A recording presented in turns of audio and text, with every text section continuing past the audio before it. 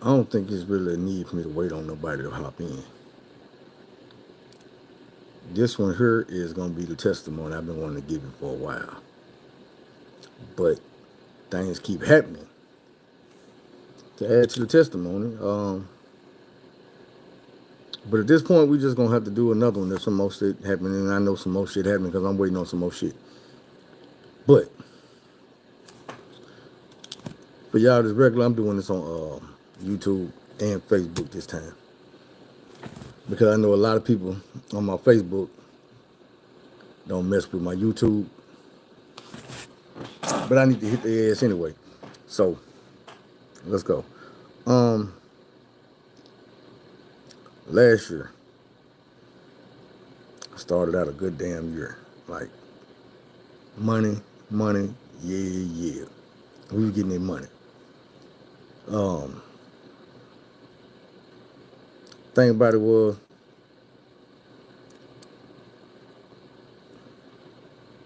even before last year, COVID, when COVID happened, and my mama got sick, and she quit working, and it was very sudden. Like, hey, nigga,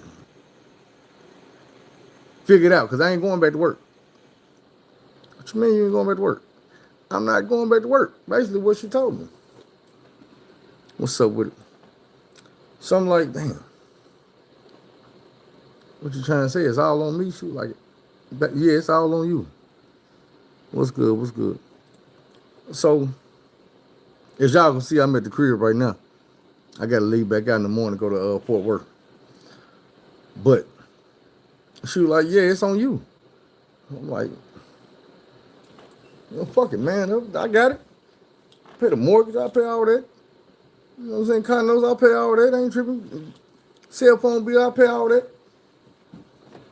You know what I'm saying, man? So, that's what I did. And I'm like, you know what I'm saying? I'm proud of myself. And my mama proud of me. And I'm living, you know what I'm saying? Doing what I need to do. And I got money in my pocket on the side. I'm straight. You couldn't tell me shit.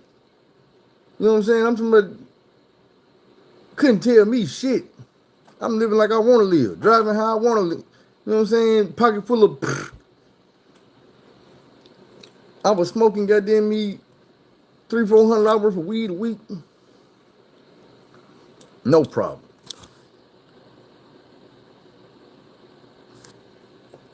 In and out the state. You know what I'm saying? I'm making a couple runs a week.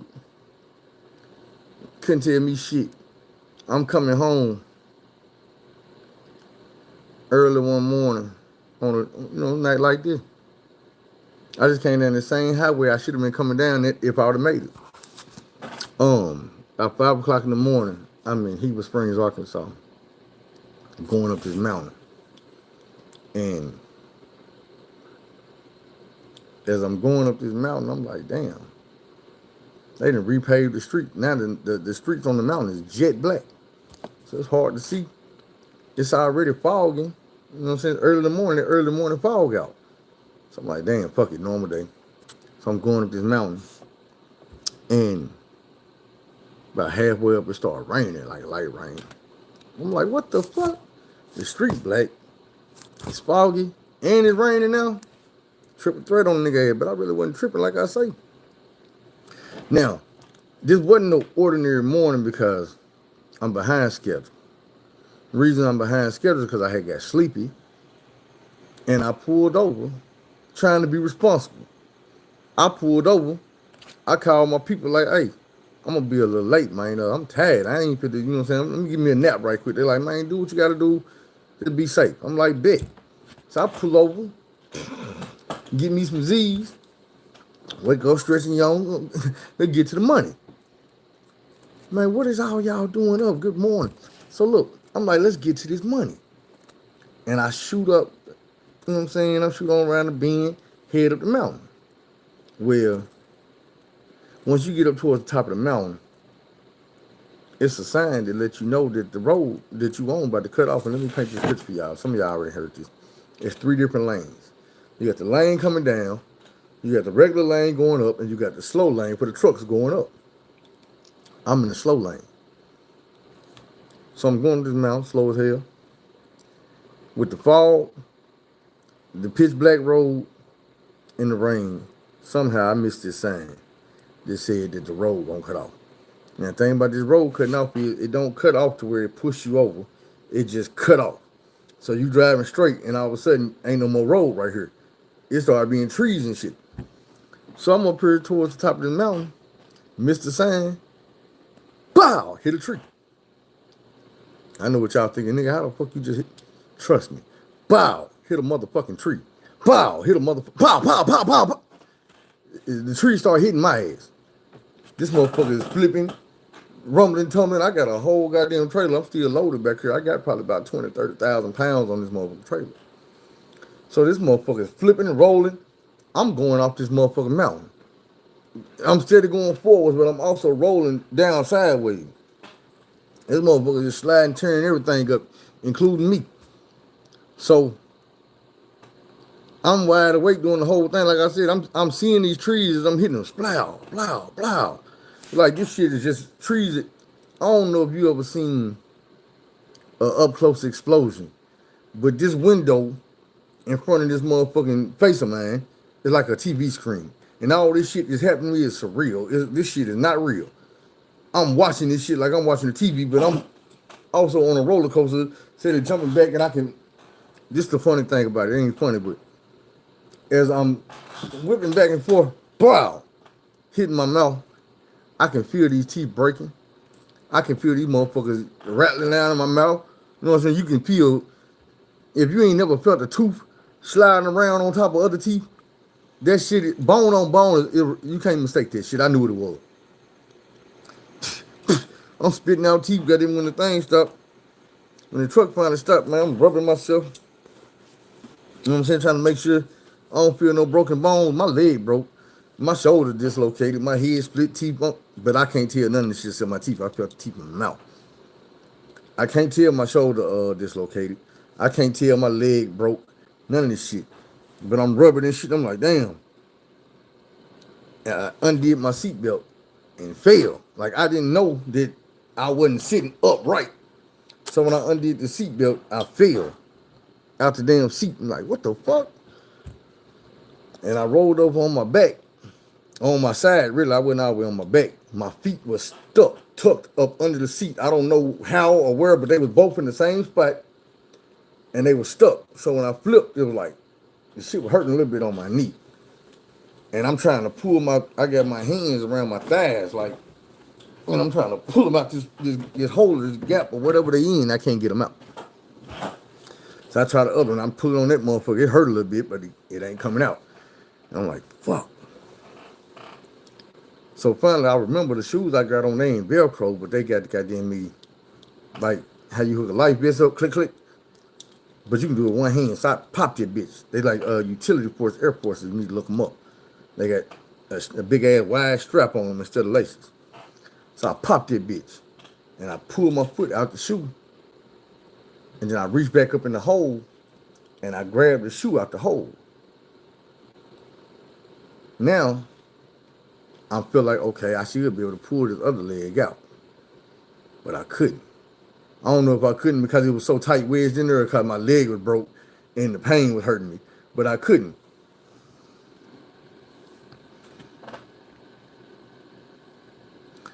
So I had to reach up there and undo that motherfucker and pull that foot out. I pulled that foot out, reach up there, pull the shoe out. Something in my head, I don't know. I put the shoes back on. That's the next thing I did. I don't remember doing it, but I had to put the shoes back on. The shoes in my room.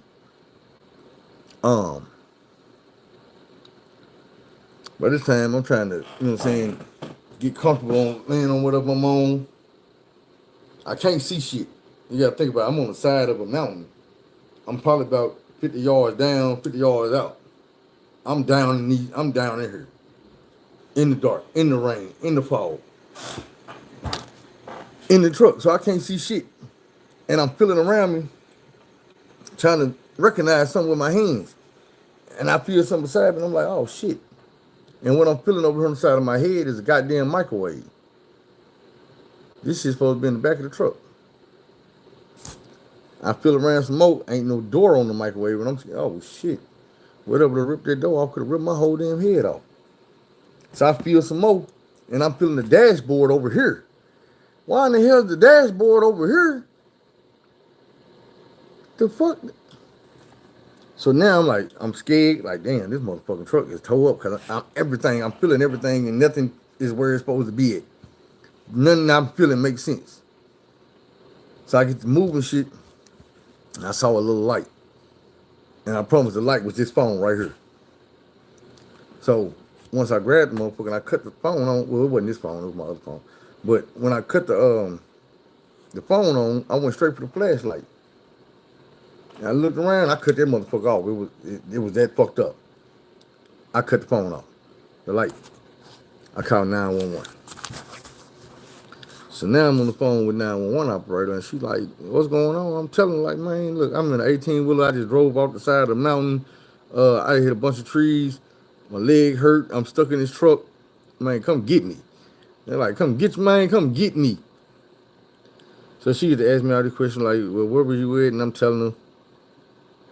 All of a sudden, though, I realized, man, I'm soaking wet. And I wasn't thinking about it at first because it was raining outside. But I'm not outside. But I'm soaking damn wet. I'm drenched. And I'm smelling, I'm like, oh, this diesel fluid. I'm covered in, I'm saturated in diesel. My hair, my clothes, everything.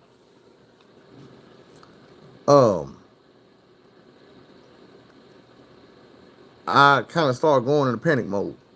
I'm on the phone. I wish I can get this 911 operator call. Cause when I say I'm in panic mode, but I'm not. I'm calm as hell. And I'm on the phone. I'm telling the woman, look, I smelled the diesel fluid. I can't stay in this truck. I got to get out here. She was like, well, sir, we trying to get your help. And I'm like, yeah, but I can't stay in this truck. There's diesel fluid everywhere. I'm covered. And I hit the flashlight again. I seen the window had, like, it was one spot in the window where the front, this shit was mashed up. So it wasn't like a perfect square no more with a windshield lit.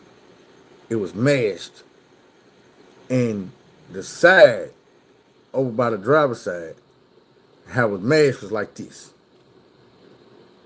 So it was a hole over here. And I go over there to that side, and I'm on my back. And I took my good leg, which was my left leg, and I'm kicking the glass. Trying to kick the glass out the damn hole so I can, but all the glass is falling back into the truck. Boy, I'm telling you guys good. And this is the thing about it. This is what this testimony is about. Because y'all know I was doing this show before this wreck. And I was telling people, like, look here, Brian, I believe in God, but I am not religious. I know the Bible, but I don't read it. Let me finish.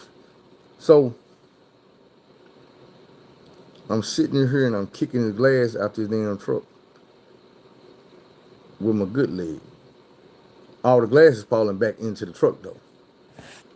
So I'm thinking I put the, you know what I'm saying, scoop forward out the truck. It ain't happening because my leg. So I had to turn around, flip around, roll over on my stomach, and I found a pillow. I think it was, I don't remember if it was a pillow I lay on or the pillow, like the seat cushion that I be having in the seat.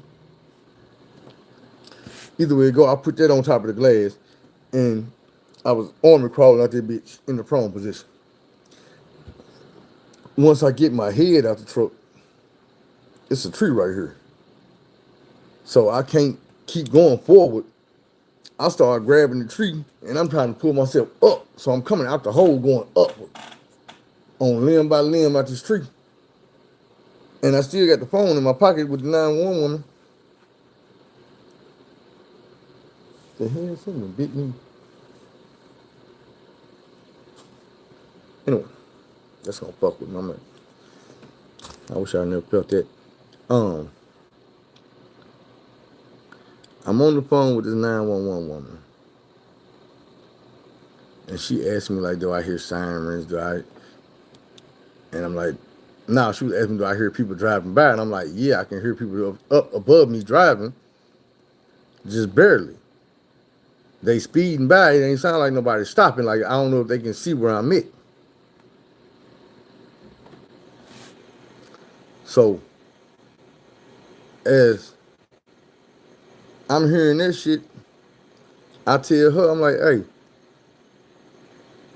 Now she got to ask me after I was hearing cars. She was like, man, look, the help on the way. They say they on the mountain. They don't see where you at. Can you hear the sirens? I'm like, nah, I don't hear no sirens. So she kept asking, like, you don't hear no sirens. And finally I started hearing them. Like, yeah, I hear them now. At some point, I told her, I think it was when they were coming down the side of the mountain with the flashlights. I told the woman, look, I need to call my mama. I need to call my mama. So I called my mama, and I'm telling her, mama, don't panic. And she like, what you mean don't panic? I'm like, I'm going to tell you something. I don't want you to panic. And she was like, what's up, tell me. And the reason I was telling my mama, like, to brace yourself, I ain't told y'all this before. Out of my 3 uncles, one of them is in a wheelchair, been in a wheelchair since I was in elementary school. He fucked up bad. Car wreck. One of my uncles is dead. Car wreck. My other uncle dead. He just died. But that's how my mama lose the men in her life. Car wrecks. So I'm telling like, mama, I had a wreck and it's bad. I drove off the mountain. And she like, what? I'm like, yeah, I'm out the truck. The paramedics here, they coming down the mountain to get me. So when they got there, and she knew I was all right, she let me off the phone. I had to sit down there on the side of that mountain with a paramedic. I don't remember what his name was, but it's raining on us. We sitting down here. I'm not even sitting. I'm standing on my good leg, and kind of leaning up against the tree. Kind of, you know what I'm saying? It's like a branch somewhere that I was kind of leaning up against, like sitting on, but I wasn't sitting on it because I couldn't sit on it. But I was using the good leg was getting tired holding my ass up. And I couldn't use my right leg, so I was like, fuck. But I'm standing here for 45 minutes with a broke leg. Talking to the dude, he said, like, man, do you know your name? Do you know who the president is? Do you know what year it is, where you was going, where you were coming from, what you were doing? I'm like, yeah. So I'm answering all these questions like, man, I just got to keep you awake. You know what I'm saying? We don't know how bad it is, but you got a head injury. I'm like, is it bad? He like, your head bleeding a little bit. You got glass all in your face. You know what I'm saying? Your head is cracked the fuck open. I'm like, damn. Like I said, adrenaline though, so I'm not really feeling all this shit. I feel my leg, I feel my teeth, I feel my head, I feel a little something on my shoulder, but it ain't, nothing felt as bad as it was. I could just feel like a nagging pain. I didn't feel like my leg was broke. I didn't feel like I was missing 5, 6, 7 teeth out my goddamn mouth.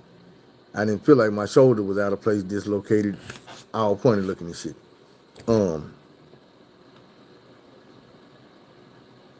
When it's time to get me out this mountain, they had to bring the basket. So they put me in the basket and they strapped it to the fire truck, and they, you know what I'm saying, they had it, but they was pulling back up on a rope. The firemen and the ambulance people had the basket, but they was pulling me back with a rope, like reeling that motherfucker up the mountain. And they just holding it so I don't flip over. So they get me up there, try to patch me up a little bit, put me in the back of the ambulance. At which point, I reached back in my phone, back in my pocket, and grabbed my phone, and went live on YouTube. I still got that video. That's where I get all them pictures from with my, you know what I'm saying, them just screenshots out that video. Now, y'all already see how God came into play. Let me give you the reason for the testimony. The shit that I had to go back and think about And it was like, yeah, that was God. So as I'm sitting in this hospital bed and they taking care of me, trying to, they really wasn't taking care of a nigga. They x-rayed my knee, gave me a brace, gave me some crutches and told me, yeah, you can lay here for a little while, bro, but if somebody else come in and got a cold or cough or something, we're going to have to put you in the waiting room. If somebody come in with a cough or a cold, I'm going to the waiting room. Bro, you know they just reared me in out the side of a mountain out of 18-wheeler accident, right? Like, I'm going to go to the waiting? Okay.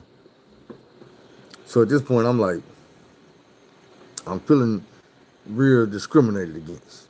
Like these country boys up here is pulling their ultimate racist shit in this hospital.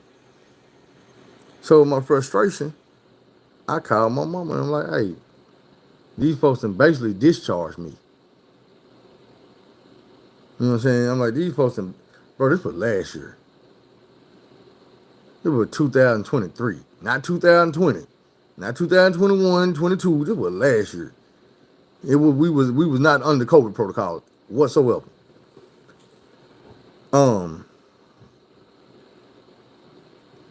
You're just a small hick town. It would don't nobody like me live there. Ain't nobody with no dreads in this motherfucking town. Ain't nobody with no melanin around this motherfucker. You know what I'm saying? So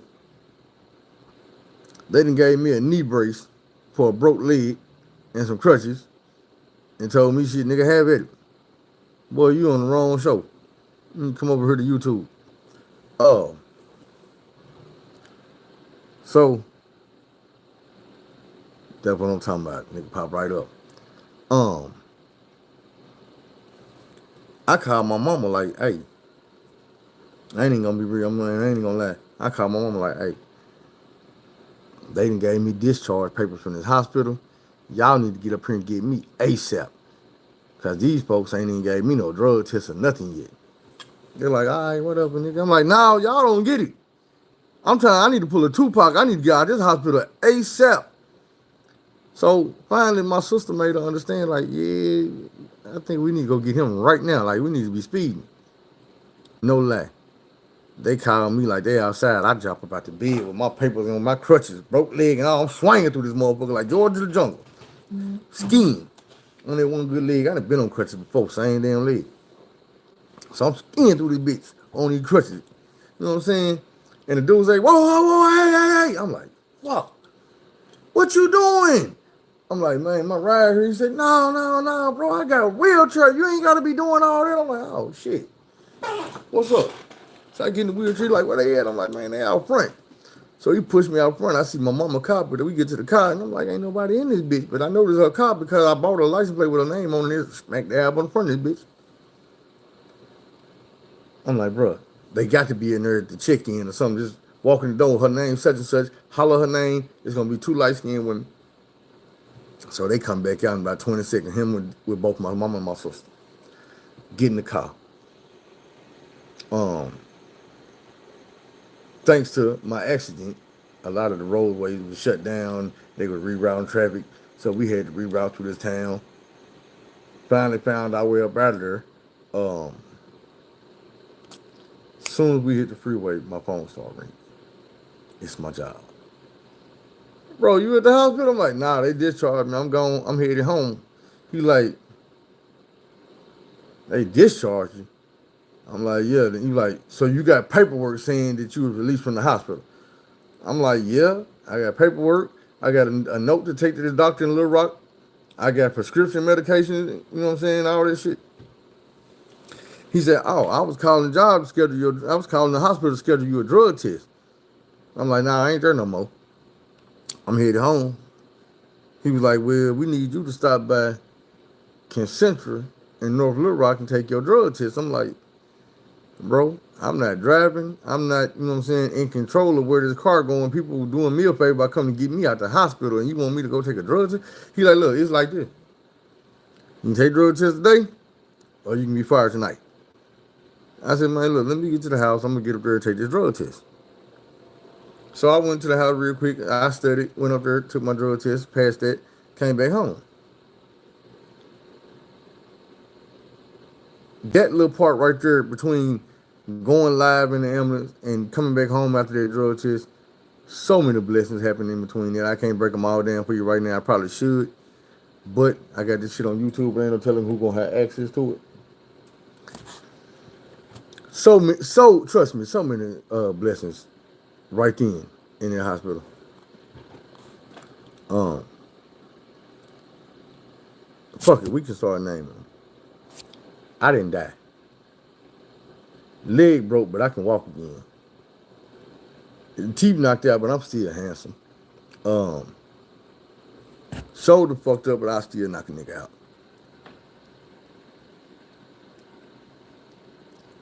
Now, let's get back to the once I got home. And I can't move around this motherfucker by myself. Really, I'm got a wheelchair still over there. I got canes in this bitch. I got crutches in this bitch. I got walkers in this bitch. It was hard. I know y'all seen me a lot of times after I've been hopped over here to the chair and I'm sitting here and I'm doing the live with my leg propped up and you really can't tell that I'm fucked up. But it was hard, man. I was fucked up. You know what I'm saying? And I probably should have been where y'all could see all that. But I didn't want to be having videos and I had to go back and look at myself and I'd be all fucked up and vulnerable and you know what I'm saying? I'm not going to lose these memories. So I don't need a reminder. But I think it would have been better if other people could have seen exactly what I was going through at the time.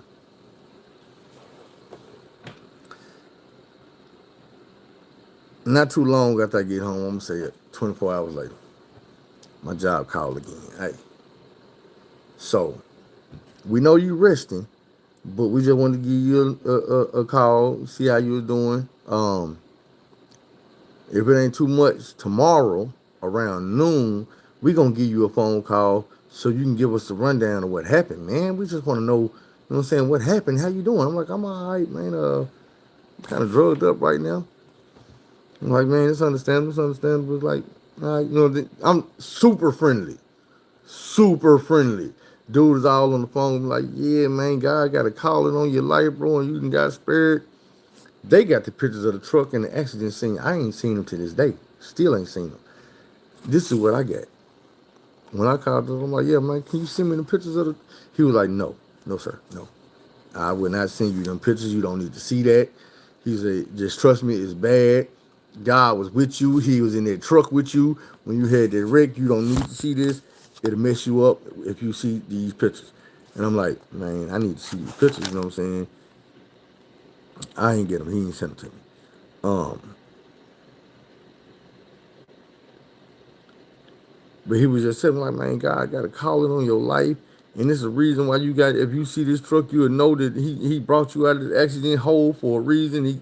He got something he wants you to do. And I'm like, man, I wonder if it's this YouTube. Like, I honestly told him, I'm like, yeah, man, it might be this YouTube. I'm trying to help people. And all. He said, man, it might be that, but it's something you here for. It's the reason you're here, and you need to find out what it is. You need to focus on that because, bro, I'm telling you, the God spared you. He saved you. Had me hyped up. I'm feeling good. Like, hell yeah, I'm gonna jump up in this YouTube shit. I'm gonna do this shit, nigga. This is what I'm supposed to be doing. I saved me for a reason. He like, yeah, man, but we're gonna give you a call back tomorrow so you can just give us a rundown of what happened and tell us, you know what I'm saying, what all went down. I'm like, all right, all right. So the next day, around noon, they called me. And he told me, like, man, we're gonna all be on the phone. So it's like 7, 8 people on a conference call. We did a video conference call. And I'm telling them what I just told y'all. I went up the mountain, such and such time, it's raining, it's fogging, trees, boom, boom, boom, boom, teeth, shoulders, police, ambulance. And they're like, okay. But we're gonna give you a call back tomorrow and let you know, you know what I'm saying, what direction we're gonna go in, what we're gonna do. I wasn't getting it at first. They wasn't calling me to check on me and see how I was doing. They was calling to see if they could fire me with justifiable cause, to see if they could get rid of me and get rid of these hospital bills they didn't want to pay, the damage that happened to the trees and the city that got to get paid for the hazmat and all this shit they want to get from up under all of this. So that was the reason for the phone call, to get my side of the story, so they could pick that shit apart and be like, yeah, bro. Because the next day I get that phone call. I said, yeah, we determined that the accident was preventable, and we're going to have to let you go for safety reasons. Have a nice one. And I was like, bro, you the same dude that called me yesterday talking about God got a calling on my life and you going to do great things and all this and that. And now it's, oh yeah, the accident was preventable. We're going to let you go. Have a nice one. I'm like, what the fuck? Bro, it's like my heart sank to my stomach. Because as I told y'all at the beginning of the video, moms ain't working. I'm paying the mortgage over here. I'm paying my mama car note. I'm paying my mama cell phone bill. You know what I'm saying? I'm giving her some money on the side for the groceries and shit. And I'm paying my own car notes, my own cell phone bills, all this shit. Still smoking how I want to smoke, living how I want to live, except for I'm crippled. But that shit hit me like a ton of bricks. And he kept on talking. He like, yeah, man, just, bitch. I hung up the phone, bitch ass nigga, who the fuck you talking to?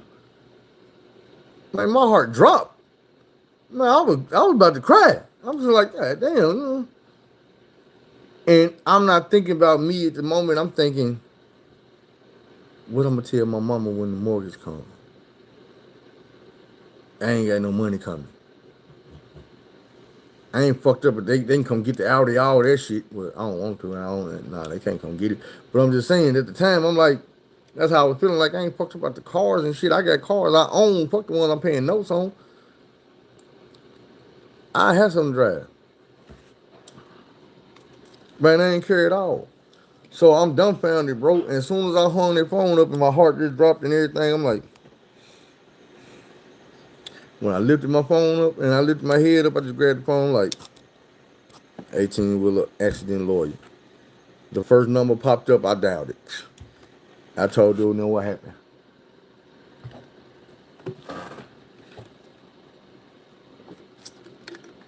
And he was asking me what at the time I thought was stupid ass questions. Was you on duty? I'm like, yeah, I was on duty, bro. How do you know you was on duty? Motherfuckers, I was at work. But I told him, I said, first of all, I run a route, dedicated. I'm coming from Missouri and Illinois back to Arkansas. I was in Arkansas, but I was coming back from there. I still had another load to deliver. That's how I'm for sure I was on duty. I was headed to my last drop-off in Rosebud, Arkansas. And he was like, well, yeah, that sounded like you was on duty to me. And you was in the company vehicle? I'm like, I was in the company vehicle. So you took your drug test? I took my drug test.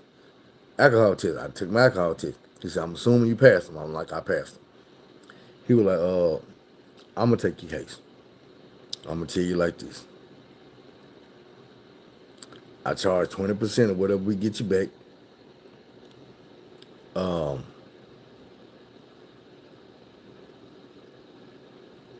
What else he say? Oh, he was telling me like, look, I usually get back. I usually get something back because that's how I make my living. He said, but I'm going to tell you like this. If by some chance I don't get you nothing back, you don't owe me shit. You won't even owe me a phone bill. It's like we never even talked on this phone today. I said, I'll hire you. He say, good, because I'm finna call them right now because I'm going to tell you the first thing they did wrong was they not trying to pay your hospital bills. You say they ain't offer you no workers' comp, no none of that. I'm like, no, they just told me you have a nice life basis and that was it. And he was like, no, this is Arkansas. In Arkansas, if you get hurt at work, they got to pay that. He said they got to pay them hospital bills and they got to pay you a weekly check until you go back to work for them or you can get a job. Now, he said either you go back to work or the doctor clears you. They got to pay you. So I'm like, they got to what? He's like, yeah, they got to pay you, bro. I'm like, nigga, I ain't never had it. Well, I done had jobs where, but I ain't never been in a position to get that money if I got hurt because I always was under the influence of some shit. But this time, God made a way. So about 2 weeks later, I started getting checks, and it wasn't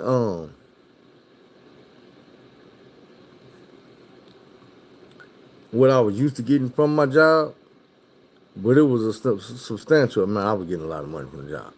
It was enough for me to pay the bills and shit still, even though it was just about half of what I was getting. I wasn't getting all the play money, but I was still getting all the money I needed to handle me and my vices and everything else I was doing.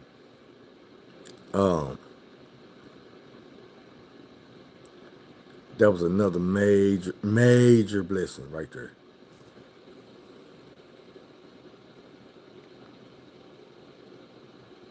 I got deeper into my YouTube shit, and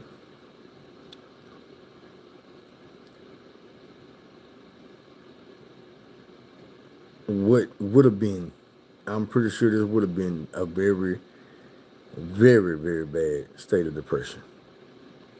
I've been dealing with depression all my life. All the shit I went through as a kid, as a teenager, as a young adult, I've been dealing with depression.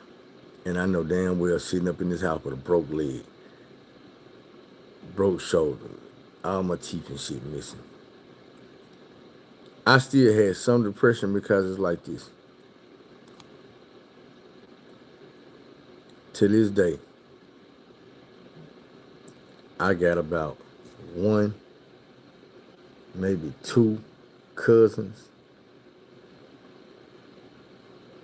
I think one, my cousin Toya,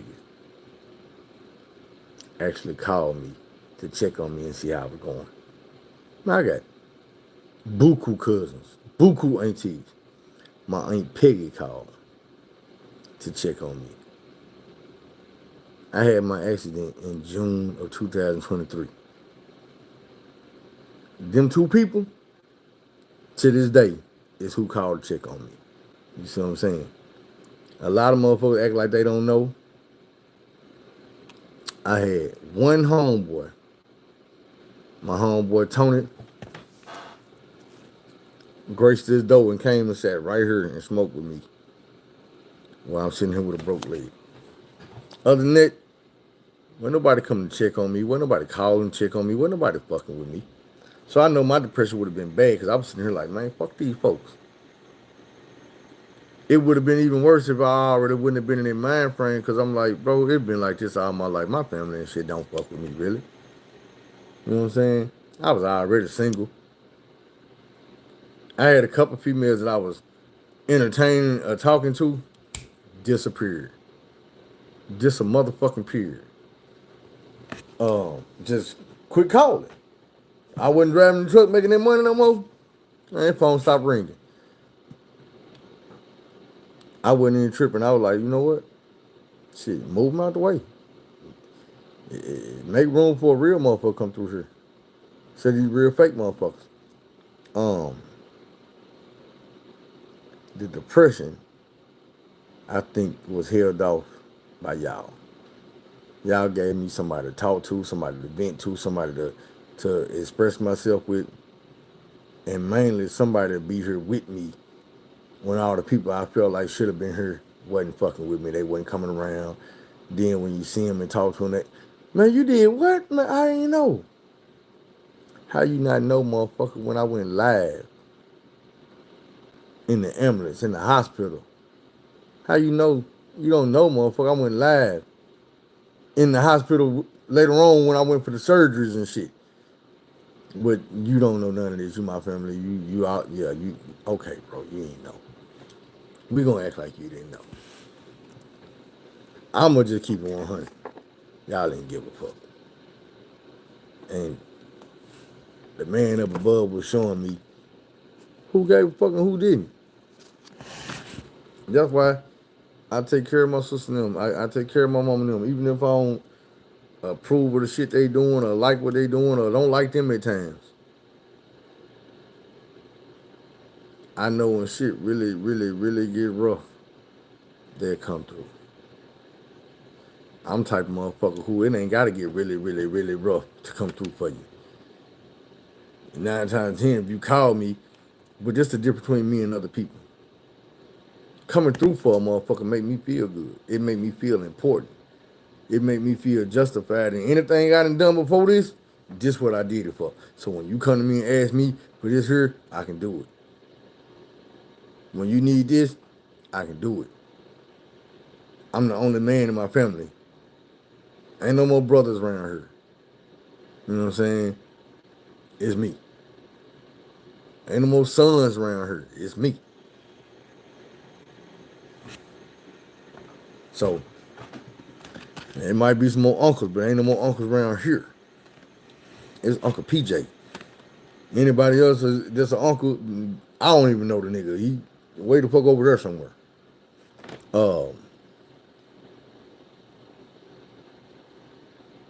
I pride myself on these positions in my family, on being a brother, being a uncle, being a good son. This is like what I got. I would pride myself on being a good father. I would pride myself on being a good husband. I'm not there yet.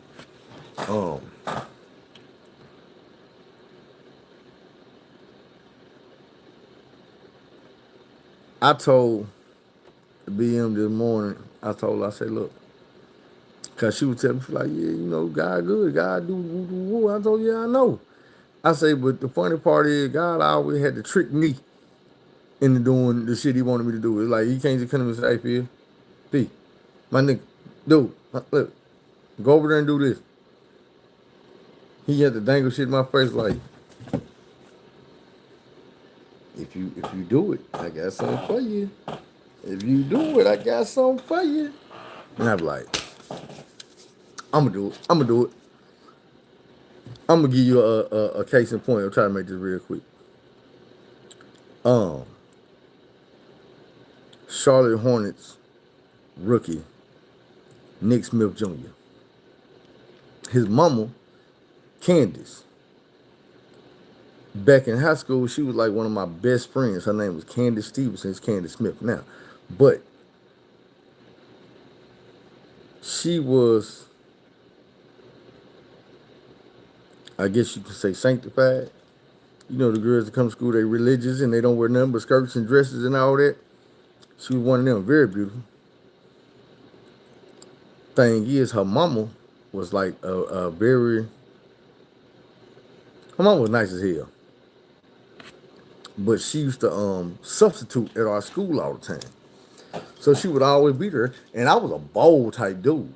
So I had no problem hanging out at the class or going to the classroom where Candace's mama was and telling her, hey, you know I love your daughter. I'm going to marry your daughter. She was like, well, Philip, if you're going to marry my daughter, you got to get baptized and you got to go to church.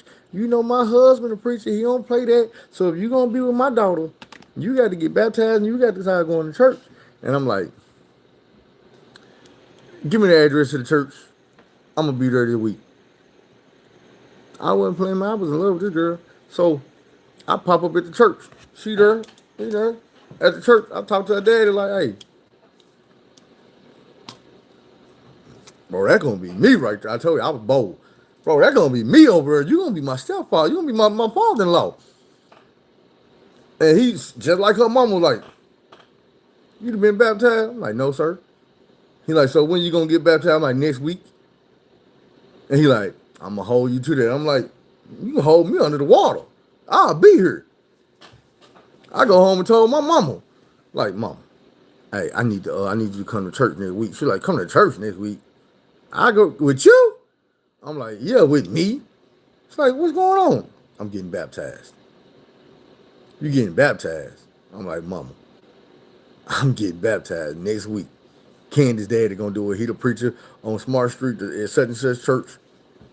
She's like, all right, all right. So me and my mama pop up at the church. It's gonna be a surprise. I didn't tell Candace. I'm gonna surprise her by getting baptized. Now this is the reason why I say she was my best friend, one of them. Because even though she was sanctified and I was straight crippin', gangster, you know what I'm saying, out here, it wasn't no secret. I was gang banging dickies and chucks and motherfucking shit like that. Blew from the shoe up. Blew up from the shoe up every day. Probably because I was wearing the same damn clothes twice a week. But For some reason, God used that woman to like, hey, Nick, you got to get baptized. You want her. So I done went and told her daddy. I done told her mama. I done told my mama. Lo and behold, Sunday come. I'm in church with an extra pair of clothes because I know I'm going to get in the water. So you go through church. I'm looking the whole time. Where Candace at? Well, you know where Candace at? I ain't even told her I was going to get baptized. Like, man, where Candace at? So finally, church open. And he like, hey, y'all, don't nobody go nowhere. We got a young man sitting in the back that's ready to give his life to Christ. And he going to get baptized today. So everybody turn around, they clapping. He's like, come on up here. So I come up there. He take me in the back. He read the Bible with me, pray with me. He asked me if I know what's going on, and he tell me, like, this is what's supposed to happen. And you fit to be a new person. You know what I'm saying? God put rappers arms around you, woo, woo, woo, and I'm sitting there like, boy, that's what's up. That's what's up with you. I'm like, what Candace said? Oh, she ain't here this week. She went to church. She went to a different church with her friend Nick. Nick, me and him didn't really get along. It wasn't no beef. We ain't never had no issue to the point where we was fit to fight or nothing like that. But Nick kind of hung with the other crew that I didn't get along with at school. And this type of person Candace was. At Christmas, she bought me and Nick shirts just alike. She bought me a black and gray one, bought him a blue and white one, knowing I was going to want that blue and white shirt and he was going to want that black and gray one. So I'm like, I'm like, man, you bought him, what you get him that color for you? She like, oh, you want that one? Well, you need to go over there and talk to him and see if y'all can switch out. And I'm like, boy, you slick, but I'm good. I'll just keep this one. You got it for me, I'll keep this. Needless to say,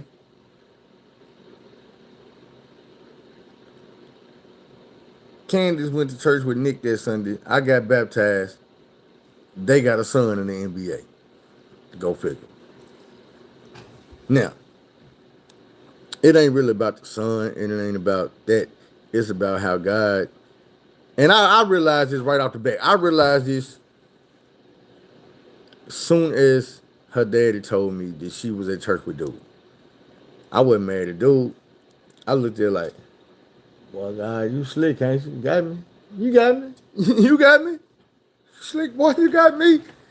I'm up here to get baptized, and I'm not fit to get what I was trying to get out of it. I'm fit to get what you wanted me to get out of it. So I got baptized today. My mama proud of me. She loving it. Like, nigga, I knew it was going to happen one day. I'm like, yeah, you and God, slick ass, boy. Y'all got me. Y'all came together, conspired on you, boy. Now, back to it. So one of my biggest fears the whole time I was recovering.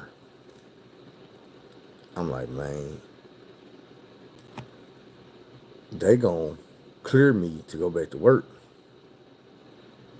Am I gonna be able to find me a truck driving job? Because if I don't, my money not gonna be like it was at first. I'm not gonna be able to handle all the responsibilities and the vices and everything that I handle. That shit was stressing me out. Every day I'm on here talking to y'all, man. Y'all know that shit was stressing me out. And people like, Phil, don't worry about it. You're going to be all right. Something going to come through for you.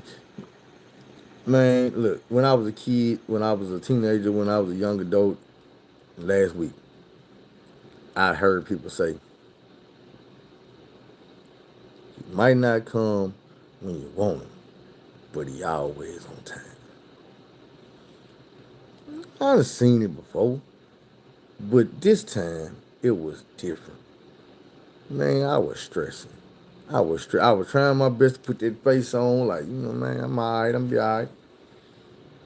Ain't nobody know how bad I was stressing, but me and my mama. I'm telling mom, like, mom, you just don't understand. Man, we might be about to lose it all if I can't get no job.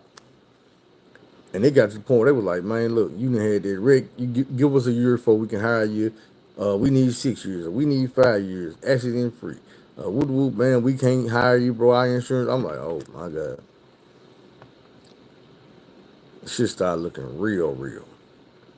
I'm like, man, these folks could take me out to the goddamn shit. My check gonna stop. I'm gonna be assed out. So let's get back to God tricking me to get me to do what He want me to do. I ain't mad. I just wish I wasn't so damn stubborn to the point where I had to be tricked. I got this bright idea in my head. I said, man, let me go get with the Hughes agency. They good about getting the motherfucker to work. So I go to Hughes and she like, bam, I got a job for you. You fit to work for the city of North Little Rock. I'm like, bad. Sanitation, I'm like, damn. Said, but not trash. You know how you picking up the leaves, the thing, the suck up the leaves and that shit. Yeah. You ain't even got to run the thing. You can drive the truck because you got a CDL. We have other people out there doing the hard work. You just drive. Bad. So I show up on time, dressed for the job. You know what I'm saying? And I get there and do like, hey, yeah, we gonna let me have this meeting, and then somebody gonna come through later on and grab you and take you to go take your drug test and this and that. And I'm like, drug test? You said drug test? That's what I'm saying in my head. The whole time I'm like, damn, what can I do? What can I do? What can I do? I ain't got my magic potion with me. What am I do? What am I do? What am I do? Well, that's when my mind kicked in the real nigga mode. Said, shit, nigga, it's time to be a real nigga. Pull buddy to the side and just keep it real. Just keep it real, you get a better deal. Sometimes. So I get buddy to the side. I'm like, bro, let me holler at you. Like, what's up? I'm like, man, I wasn't prepared for no drug test, bro. I need to, he was like, man, don't even trip. I saw that shit in your face as soon as I said that shit, bro. Go handle your business, do whatever you need to do. Just be back here before 8:30. Can you do that? I'm like, I'll be back. Boom. I shoot up in there, it's like 8:27. He like, oh shit, there you go. I'm like, he like, you good? I'm like, yeah, I'm good, bro. Like, all right. Man, just chilling here. I just got done with the meeting, everybody going out. I'll be back in here to get you in a minute. So when he come back, he like, hey, bro, they want you back at the agency. I'm like, back at the agency? Now, this is the thing about it. When I got there, the dude I was supposed to talk to wasn't there. So they sent me with a dude, like, that's probably who you gonna be with. So I'm like, all right. I get back to the agency. I'm like, what's up? And they like, shit, I don't know. I'm like, man, you don't know and I don't know. That ain't good. So finally the secretary was like, hey, the dude you supposed to see ain't there yet. So just chill out for a minute until he get there, and then we're gonna send you back down. I'm like, oh, bet, hell yeah, bet. I'm thinking, we good, we Gucci. So about 15 minutes go by, she come back and she like, hey, I just got off the phone with dude, going back down. I'm like, bet. I hop in the car, I'm here, I'm scared. I get about halfway there. They call me back from the agency like, hey, yeah, come on back, dude wasn't there. That was his cell phone, we had reached, he ain't there yet. So I come back. I wait about another 15, 20 minutes. My real recruiter come out. And she like, Phil, she Italian and motherfucking Spanish. So she like, Philip, what's going on? I'm like, shit, I don't know. Like, they called and said that you tell them you couldn't pass a drug test and you wanted somebody to take a pee for you. I said, man, this motherfucker lying. And he was, I ain't never had nobody pee for me. Nothing, but I only trust human pee. I'm like, man, no. I'm like, man, that's a lie. She's like, he lying? I'm like, man, that motherfucker lying. I said, man, I ain't talk to nobody. She's like, they say I wouldn't go take the drug test because I couldn't pass it.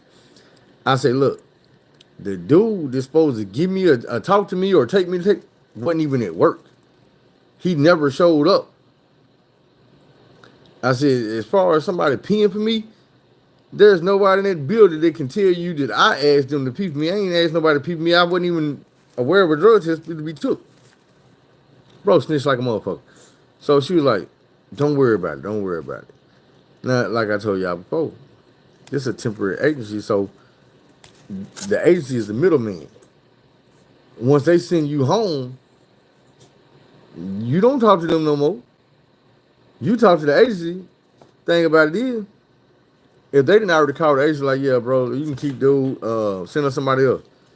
It ain't shit I can say to make them motherfuckers be like, hey, we gonna call them back for you. She wasn't even tripping. She was like, hey, Pia, I need you to get to Sherwood, city of Sherwood, for an interview. Do good on your interview. You don't got to take no drug tests until 90 days when you get hired on permanent. Go down there and get that job, man. And it look, it pay more money. And on the cool, you off on the weekend, Saturday and Sunday. The other job I was just off on Sunday. So now I'm like, hold on. So they're going to pay me more money and I get another day off? Bad. I said, boy, God don't close one door without opening another. That's what I'm thinking. I'm like, shit, nigga, you got something better for me. That's why I ain't get that. Man, about a week later, she called me like, yeah. And the thing about it is, most of that week, we had been staying home because it had snowed and iced over real bad. They ain't want us out there with them big ass trucks driving in the snow and the ice. If y'all remember, I didn't wrecked on my first day headed to work, not even at work. My car ran off the road and shit. Then it went off in the swamp. I had niggas scared, boy. I had flashbacks. I ain't gonna lie. So when I lost that job, I was like, oh my God, what the fuck I'm gonna do? What I'm gonna do? What I'm gonna do? I had made just enough money, you know what I'm saying, with both of them jobs at the time I was there, because they got the payment for being there. To add to what I already had, pay some bills. But I'm like, fuck it. I still had money in the bank, but that little money in the bank was getting to be little money in the bank.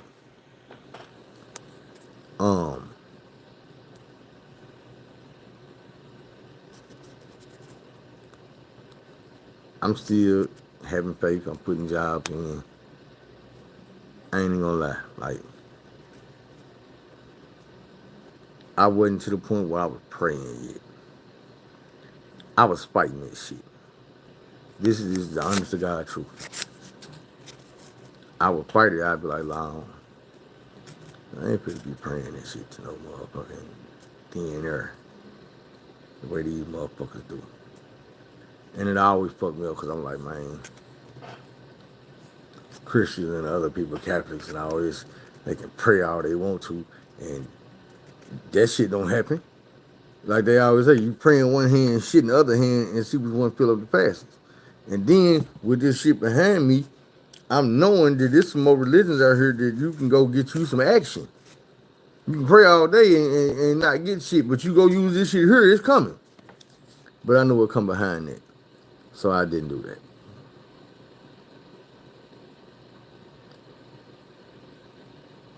But I'm going to just be real. Around this time, I started feeling the hand of God. I started feeling it. I was like, man. And I told you I'm hard-headed. It ain't easy for me just to submit like this. So I got to that point after I lost both of them jobs. In a week, 2 jobs in a week, I said, fuck. I'm applying for these jobs. I'm applying. They calling me back. One job called me and shot it to me so good. They were like, look, man, I'm finna push for you. I'm finna pull for you. We finna get you hired. All this and that. Go do this, go do that. So I'm handling all the business they telling me to go handle. And I told y'all, I was like, look here, man, I'm finna go back on the road, so I'm finna quit smoking. I'm through. On such and such date, this gonna be my last day. I bought me some good too. And was like, shit, blowing. I still had some weed noodles. I had weed cookies. I had gummies. Man, I popped all this shit, ate all this shit. That last Thursday, I was like, damn. Cause I had forgot about the edibles. I was sitting there smoking, trying to finish smoking up all the weed, and I was like, man, I got these fucking noodles over here. So I'm like, damn, we got the noodles. Made them. Cookies, gummies. Man, fucking. Lord, don't let me overdose while I'm trying to get rid of all this shit. So I did all that. I'm sitting there high as fuck talking to y'all. I don't remember what episode it was.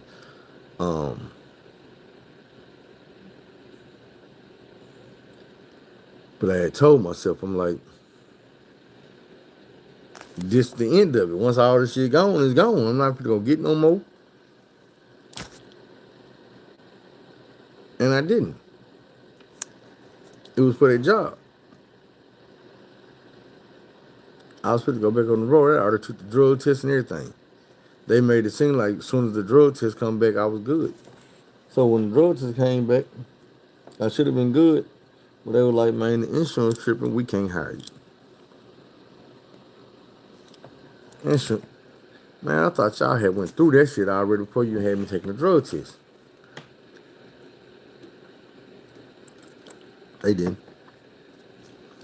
So lo and behold, I'm sitting here, no job, no weed. Damn. Another job called me, another job. And they were like, man, we tried. One dude was like, bro, you need to go on Facebook. It's a group called Sudden, whatever it was. He told me the name of it. He told me what I was going to see, his profile picture on the group. I found it. And I put a message out there. And it took like 3 days for the group to approve my message. So I'm like, damn, y'all playing with my time. I'm running out of time. Y'all playing. I put the message in, and I started getting all these hits. It sound legit.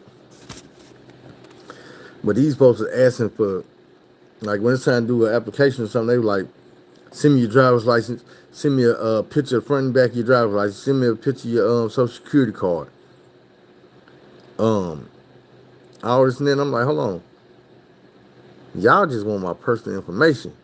You motherfuckers ain't ask me what type of truck I drive, what type of work I'm looking for. Am I trying to be local, regional, over the road, team driver? You ain't asked me, do I drive refrigerator, flatbed, none of this shit. So the shit just don't sound right. So now I'm like, damn, these folks just trying to scam motherfucker. And they were like, I remember this one. The profile was a female taking a picture in the mirror, so you couldn't see her face. It was a phone in front of it. She only had one other picture. It was like a wine glass with beer in it. Some beanie weenies with hot sauce and barbecue sauce and some vegetables that looked like it should have been with a steak. But it was some beanie weenies with hot sauce and ketchup on it.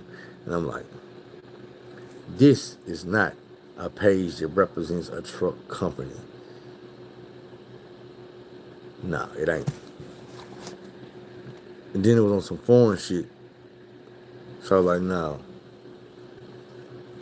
I got a letter telling me I was in debt with my student loans from truck driving school. And I'm reading it, and I get this letter all the time, and I'm like, man, I pay y'all when I pay y'all later. So now I'm at the end of my rope, and I'm like, man, let me see what I owe these folks. They try to do it to a nigga. Damn. So as I'm reading what I owe these motherfuckers, I started, like, my peripheral vision catch something at the bottom of the page. And it's like, as always, we care about our drivers. We care about all our ex-students, so we offer job placement for life. Job placement. Life. Nigga, I'm still alive. So I called the number, and I'm like, yes, ma'am, I am trying to get back in good standings with y'all. I'm trying to find a way that I can work out a payment plan. And she's like, okay, that's what's up. And I'm like, yeah, but I'm gonna just be real with you. I do need help finding a job. She was like, oh, okay. So she texted me a list of, I'm told her what the situation was. Look, I had an accident, and I'm not really finding too many companies or no companies at all that will give me a second chance. And she was like, I'm going to send you a list of jobs that'll give you a second chance.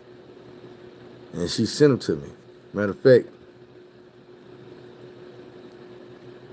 been remind me,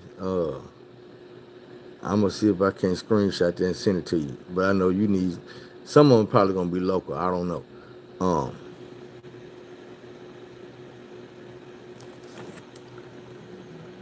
I started running down the list. Doom, doom, doom, doom, doom, doom, doom. I'm calling, I'm filling out application, all this shit.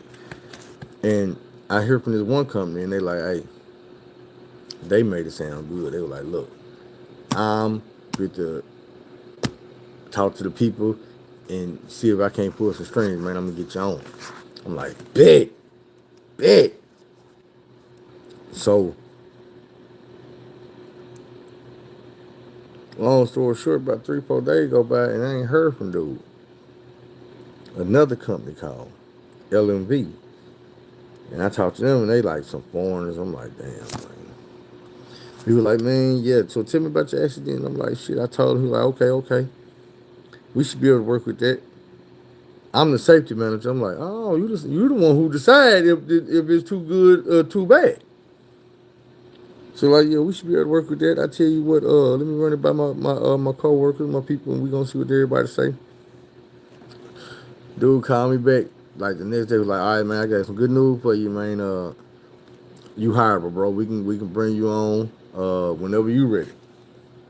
She was like, man, all I need you to do is take your drug test. I'm like, now, the last company sent me to take a drug test. He's like, look, bro, I done already told you, you already can get hired, bro. All I need to do to hire you is get a negative drug test and, you know what I'm saying, get you up here. I'm like, bet. So I accepted that job. I went and took the drug test, passed the drug test. Um, since then, the next day, I got 2 job offers. And I was calling my mom like, mom, they coming after woodworkers. All these jobs, they calling me back now like, nigga, we can get you. And I'm like, well, I'm going to just stick with the ones that fought for me for real when they said they was going to do it. They really did it. So I'm going to go fuck with them. Dude hit me, he was like, look, man, you didn't pass the drug test. All we need to do now is get you up here to Chicago. You know what I'm saying? Do you want to get on you scared of a plane? I'm like, not really, but I can't get my magic potion on a plane. They might be like, no liquids. What I'm going to do then? I'm like, yeah, man, I'm kind of scared of plane, bro. I don't want to get on no plane. I'd do a bus or something. He was like, man, bus going to take too long. What about a train? I'm like, yeah, we got an Amtrak down here. I hop on the Amtrak and I'll do a train. So as y'all know, I hopped on that train, took my ass to the shop, met with them, did my orientation, hopped in their truck. Payday is what's today? Friday? Today. I know the check ain't gonna be no whoop wop bam. But next week, y'all gotta think about it. Right now I'm in my house. I woke up damn near in Michigan this morning. I've been driving all day to get here like 1:30 this morning.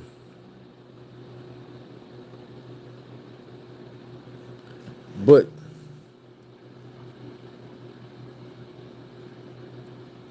today is payday.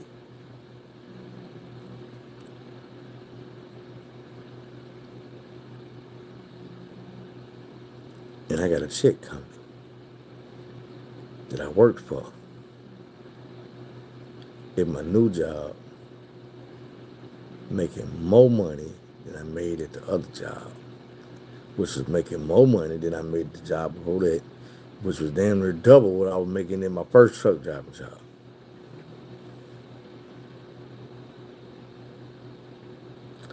When I look up and I said, man,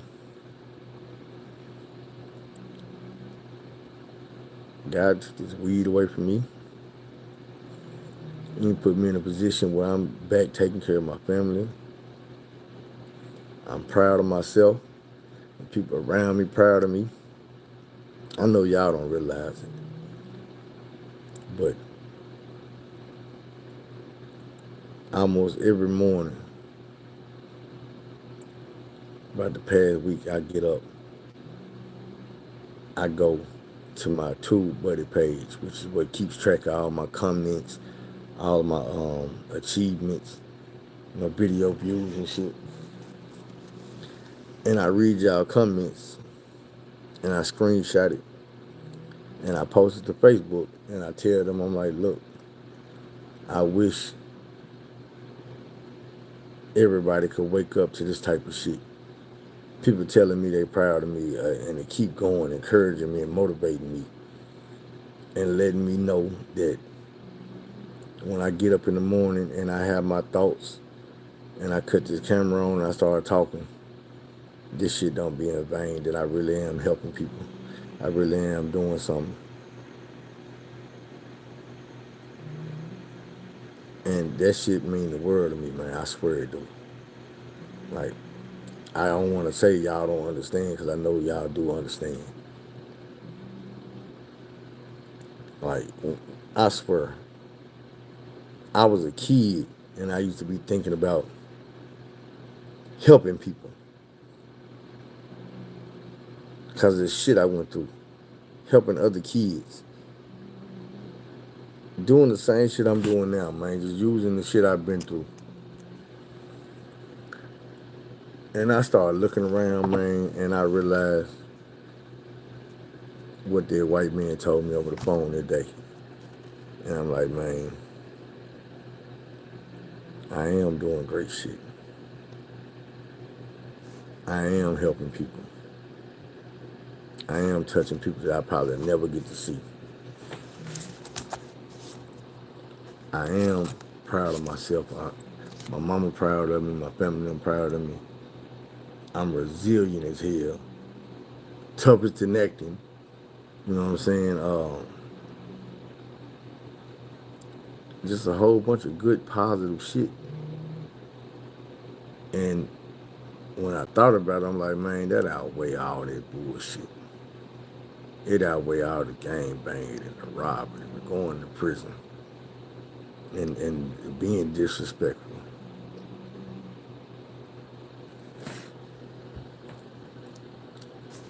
I'm proud of myself with the way I came. So far I came, you know what I'm saying? But I had to get to a point where I'm like,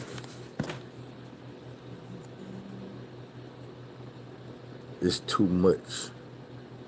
And what I mean by too much is, it's too many situations I done made it through. It's too many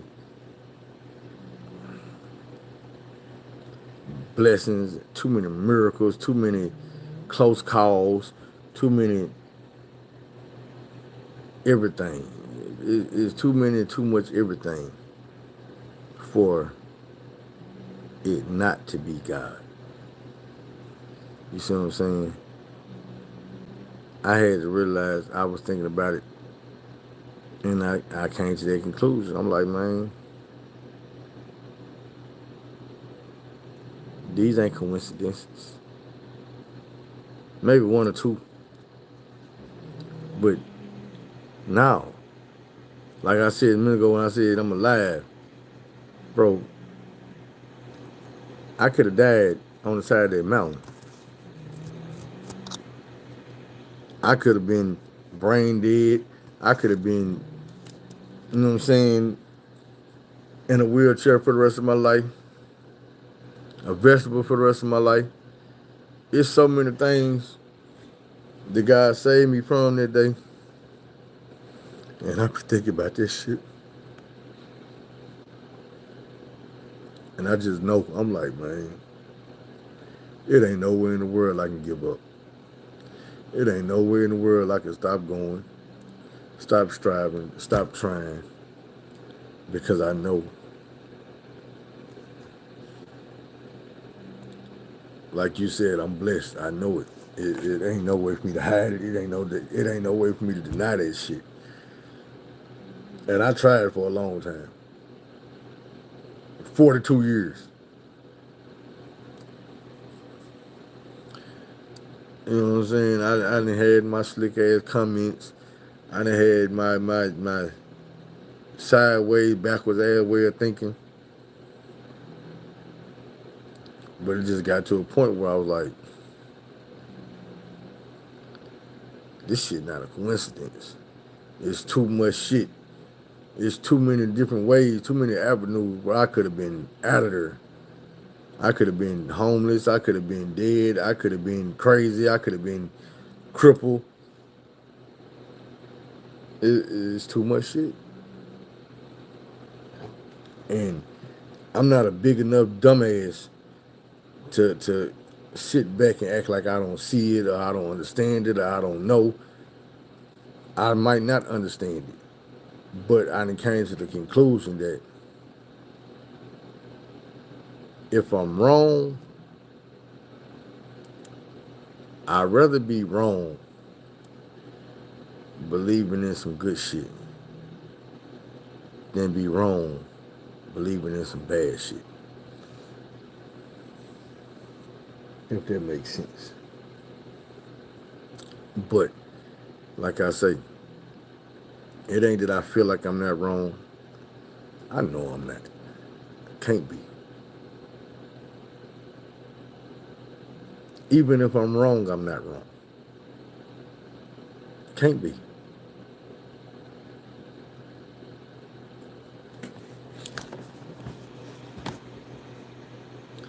Because I know I'm not Superman. Superman don't exist. I'm me. Same motherfucker that been going through shit all my life, been hurting, been sad, mad, depressed.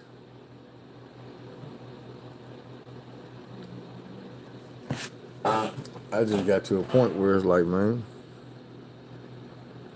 my eyes open. And I feel like, once again, God tricked me into being a better person. That was a major, like, I ain't gonna lie, I done had so many times where I was like, man, damn, if I could put this weed down. Man, if I could quit smoking. That shit had me feeling like, that's like a drug addict here. I ain't gonna say there's something wrong with it. But for me, it was because I'm the type of nigga who, I was overdoing it. If weed was alcohol, I'd be a motherfucking wine or a drunk. Not just somebody who sipped occasionally. I'd be a motherfucking drunk. Drunk driver, incoherent ass nigga, that type of, the way I smoke. So I'm lucky that my vice was smoking instead of drinking, because if it was drinking, I'd probably been killed somebody by now. Man, I ain't had no choice but to see it.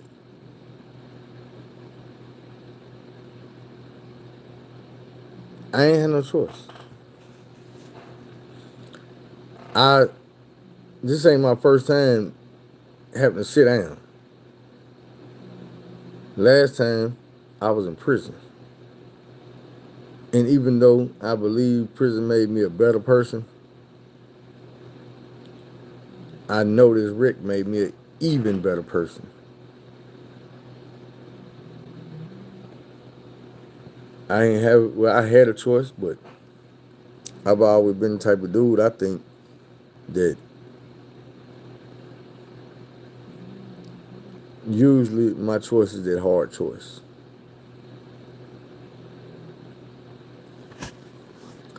I'm looking, I got this paper in front of me.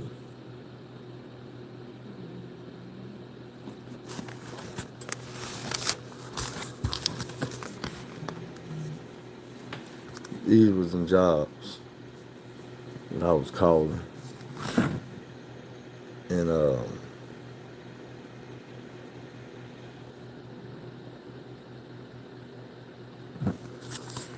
As you can see,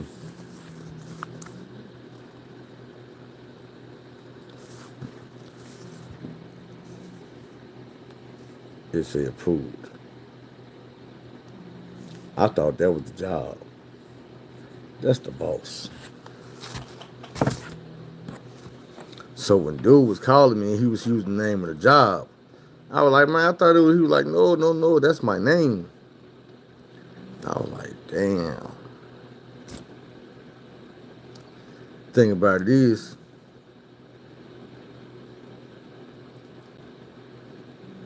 I done had about 7 to 8 companies call me since I got this job and tell me that I've been approved to work with them.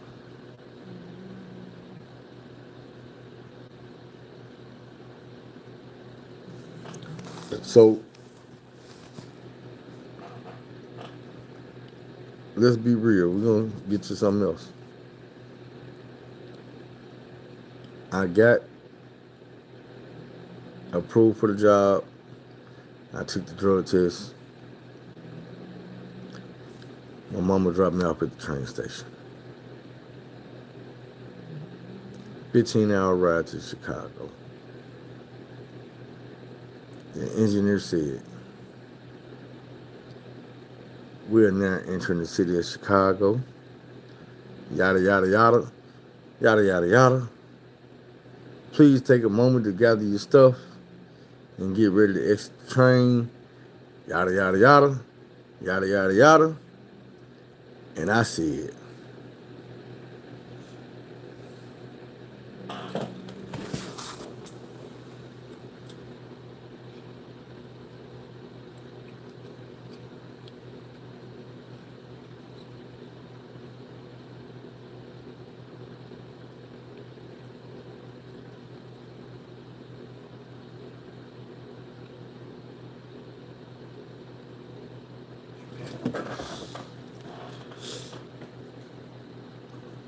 that was my first time praying.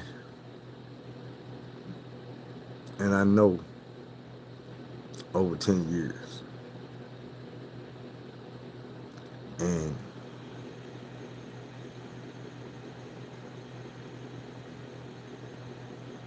I kept praying. I'm still praying. Shit, I just said a real prayer right then. I feel different. I feel better. I feel stronger.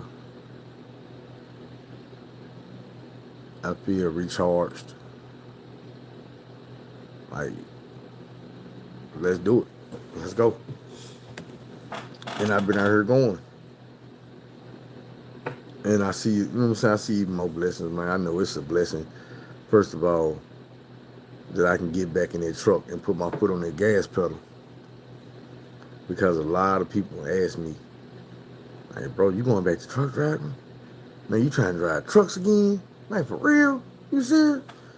I'm like, yeah, man, you see, man, you gotta get that money. You gotta get that money.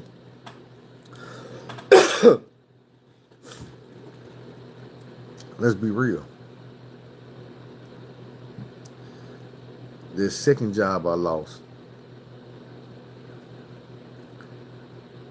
the woman called me and told me that I lost the job because they needed a driver, not a laborer. And I'm like, I am a driver. She was like, no. They say you refused to drive the truck on the first day. And I'm like, man, it was raining. You know, it was snow on the ground. They were like, yeah, they don't care. I'm like, damn. But like I said, I believe that was just another notch on the testimony. For, you know what I'm saying? Something for me to be able to tell people about it. Like, look, man, I don't think God do regular stuff for you to go tell somebody. I think he put you through extreme situations, extraordinary situations. Something when you go back and you tell somebody like, damn, for real? Like, you made it through that? Like, damn, he did that? Yeah. All that. And then some shit that I ain't even thought about to tell y'all. But I've been wanting to get his testimony for a while. And at one point, I was like, man, let me hold off because I ain't got the job yet. Or let me hold off because I ain't got paid yet to be telling nobody that I didn't came from here to there. And, you know what I'm saying? I'm still struggling because I ain't got no paycheck yet. But on the way home, I thought about doing it yesterday and the day before. But on the way home today, I was like, man, I can do it while I'm at the house. The only other part that I say I was waiting is to find out what's up with Embry. By the way, we got 3 weeks. Um,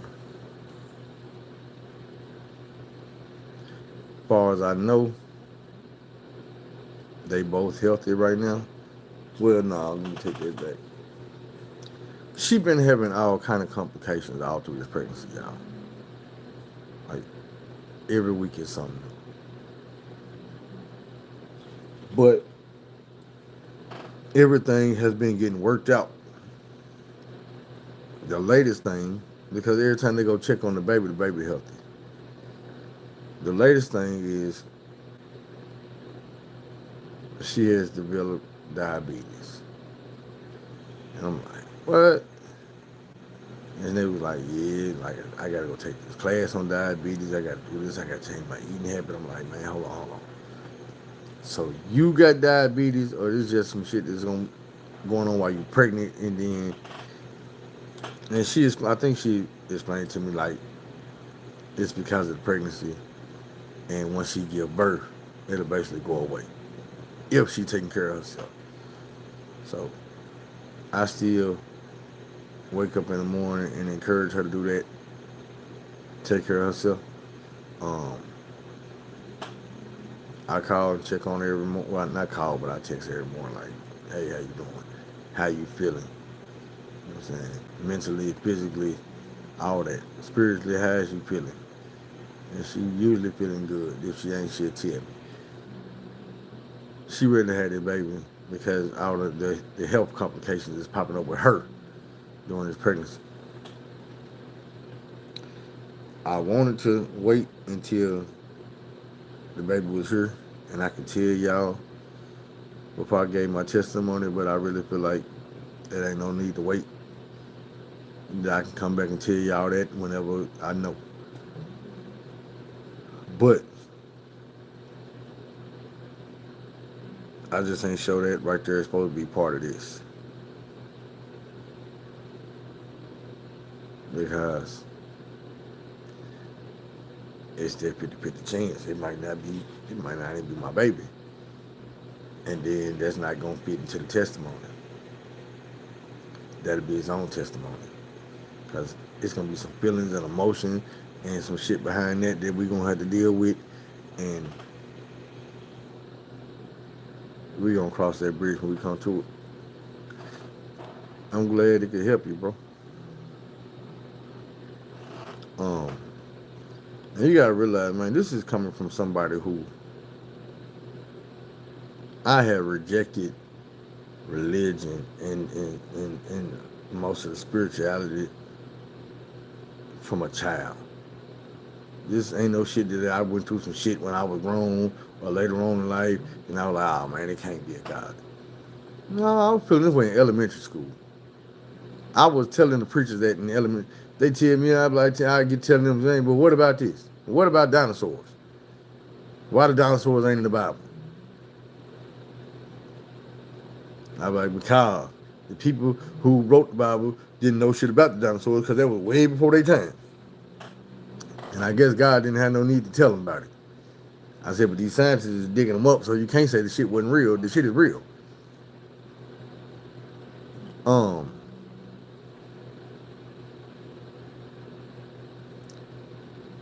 I need to do some more. Y'all like, comment, subscribe. I don't know why I just thought to tell y'all that because I ain't said that shit in so long. If you on her and you ain't hit the like button, hit the like button. I need to get back in the algorithm. Saturday is the 23rd, and it's also the day that I can reapply my channel.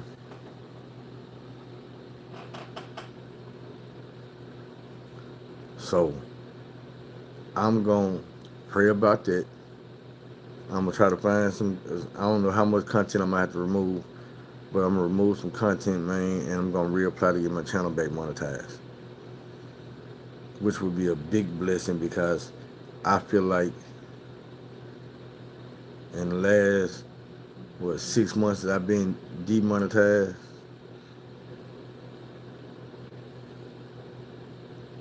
I missed some bill money. I feel like I could have paid some bills with that advertising money that I used to be getting, even though I ain't never get it.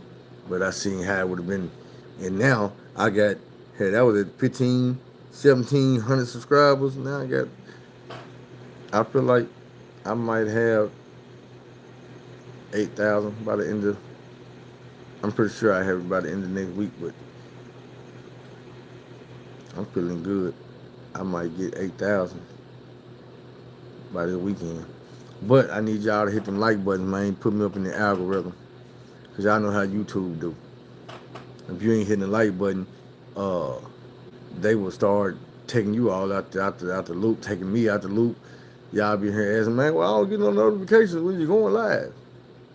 Because YouTube don't feel like you want to watch it. You ain't been hitting the like button. And I ain't saying that just to trick y'all into hitting the like button. I'm saying that because YouTube funny like that. They were literally, I can't show you now. I can screenshot it when I get off here.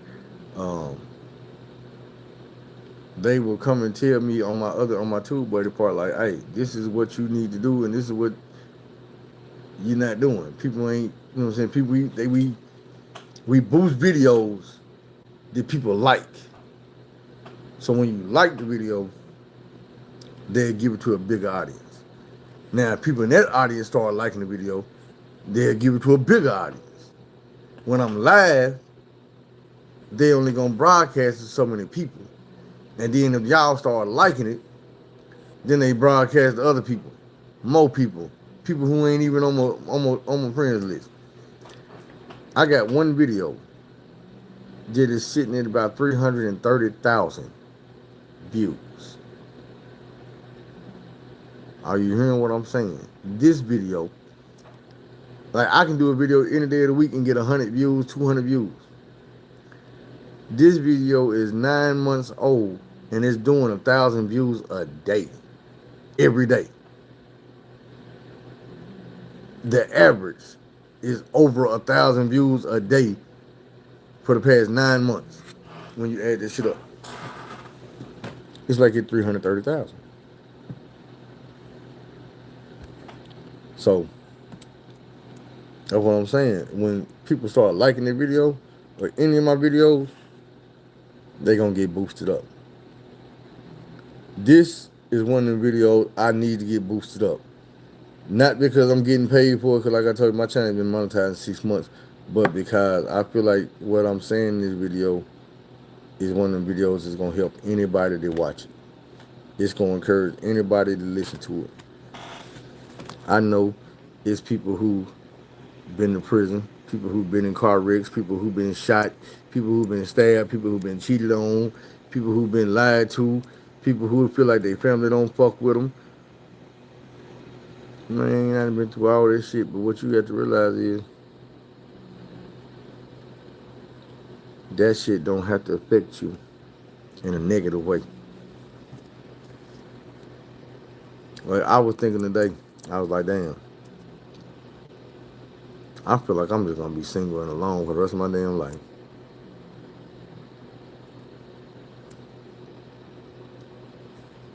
But I didn't want to put that in the atmosphere. But I be feeling like that.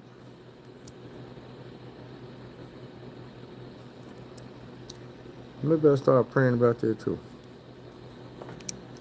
And everything else.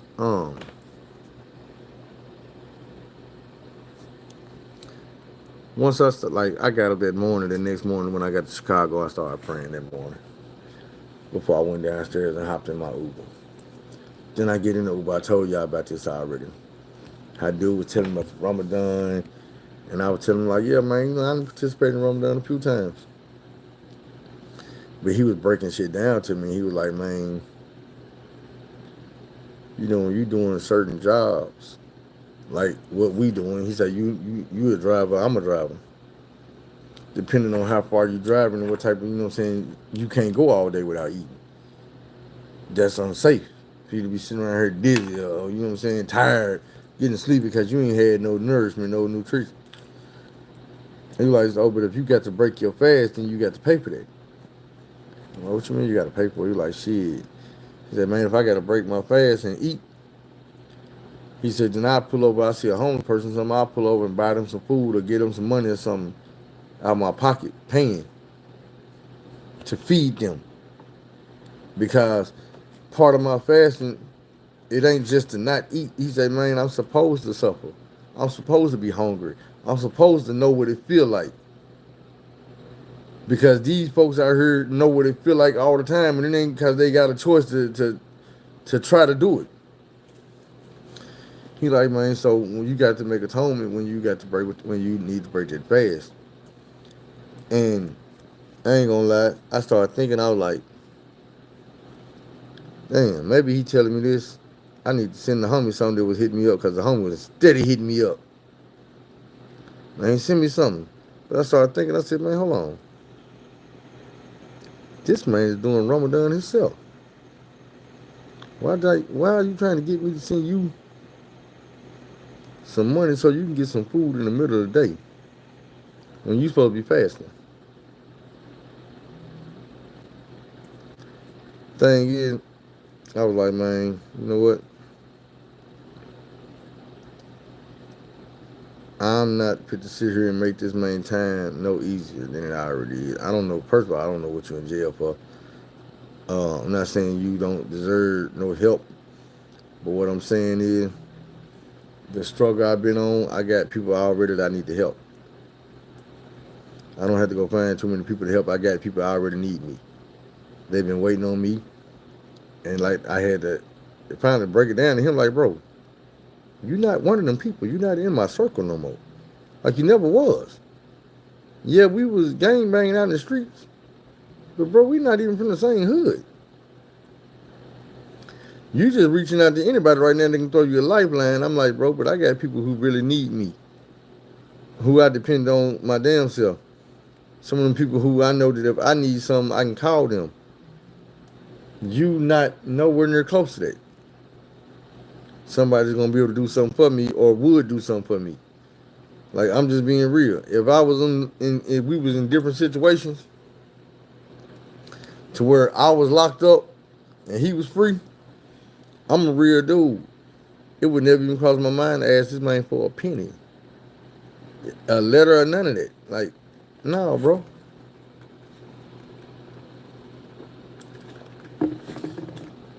Reason for that is because I know the relationship me and you got, and it ain't never been that. Like, you wasn't even one of them dudes that I used to go and chill with and smoke with and go to the skating rink with, or any of this shit. You wasn't this dude that I used to go over your house, or you used to come over my house, or none of this shit. Since I've been home from prison 17 years, we just spent one day with each other kicking it. It was on the 4th of July, and I did not enjoy myself.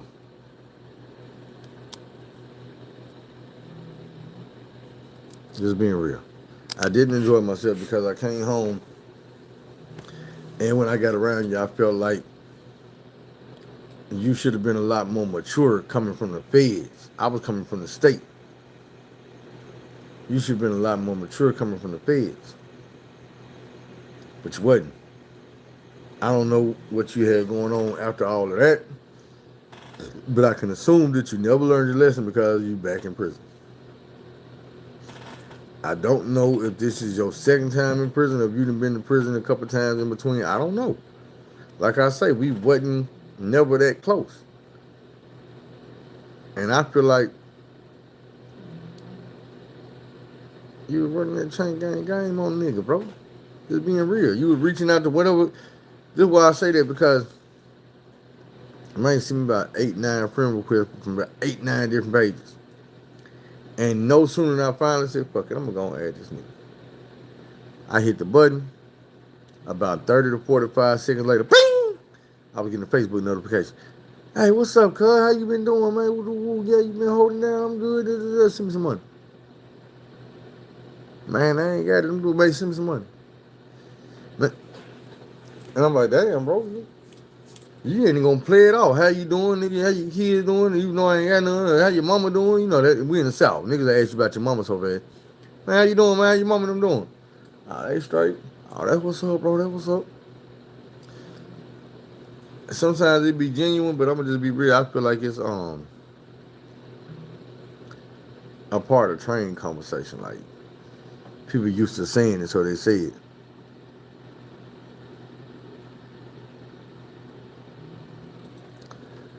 For real.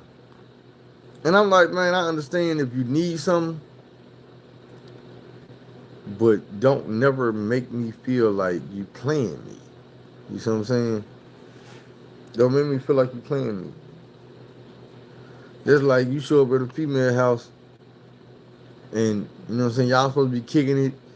She done pour wine up, you know, the wine on chill, champagne on chill. She done cook asparagus and steaks and loaded mashed potatoes and shit. You walk in the house, see all this shit over there that she done spent her time on preparing. She got the place set up nice, smelling good. And you like, shit, let's go on back here to this bedroom. Nigga, that was in the plan. But you don't appreciate none of this hurt? You know what? You can go on to the house, bro. You can just go and go. That's how I felt like, bro. You laid it down too thick. You got to ask me quick, but then, oh man, I love you polite, bro. You know, woo. Send me some money. I ain't got it. Okay, that's cool. You ain't got it, but here go my cash app just in case you get it. Yeah, I just said I ain't got it. The next morning, oh damn, bro, what's up, man? You ain't send me nothing. I told you I wasn't gonna send you nothing.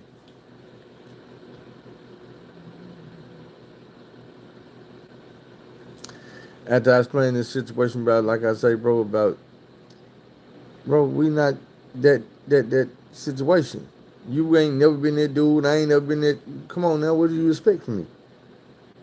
Dude hit me with the emoji one more time. I ain't heard from him since.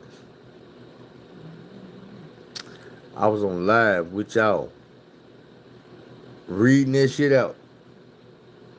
When dude hit me up about that money, and I told him, no sir. I ain't heard from him since.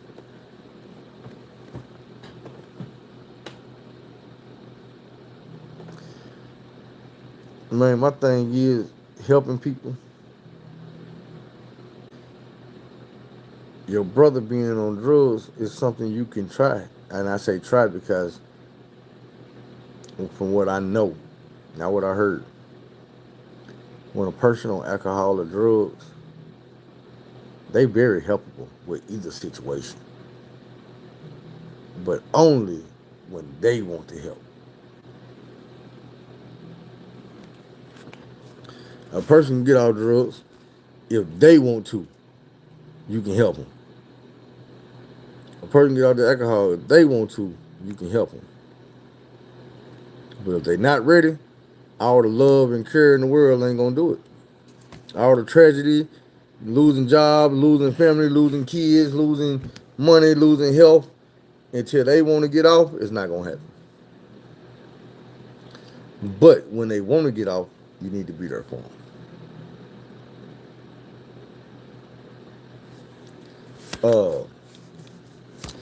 I know y'all don't know this, but I'm on a 10-hour break right now. I wasn't even supposed to be in Arkansas. Like, I was supposed to went all around Arkansas to Oklahoma. Head to Fort Worth. It's going to make my trip a little longer. So what I need to do now is I need to get off the phone and go get me some rest.